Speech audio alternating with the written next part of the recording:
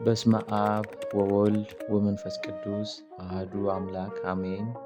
አንድ አምላክ በተባሉ በአብ በወልድ በመንፈስ ቅዱስ ስም እያመንን የሚከተሉትን ጥያቄዎች እናቀርባለን። እናንተም ፈጠን ፈጠን ብላችሁ ለመመለስ ሞክሩ። የእግዚአብሔር ቸርነት ከእኛ ጋር ይሁን፣ አሜን። ኢየሱስ የሚለው ስም ትርጓሜው ምንድን ነው?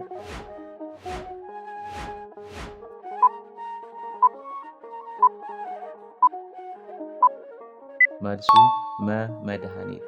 ዕጣን በቤተ ክርስቲያን ያለው ምሳሌነት?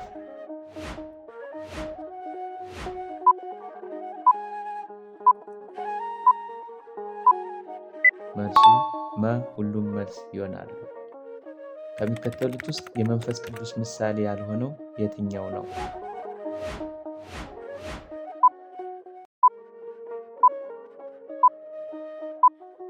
መልሱ በግ። ወንጌል የሚለው ቃል ሲተረጎም?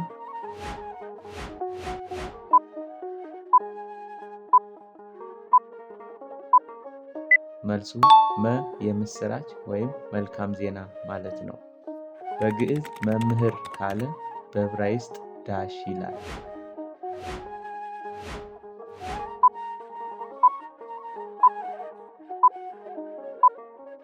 መልሱ ለረቢ። ቅዳሴውን ሲጀምር ልቤ መልካም ነገር አፈለቀ በማለት ከዳዊት መዝሙር የጠቀሰው ማን ነው?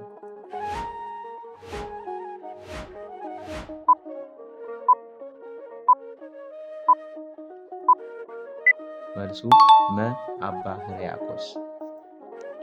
ራሳችሁን ፈትሹና ምን ያክል እንደመለሳችሁ ኮመንት ላይ አስቀምጡ።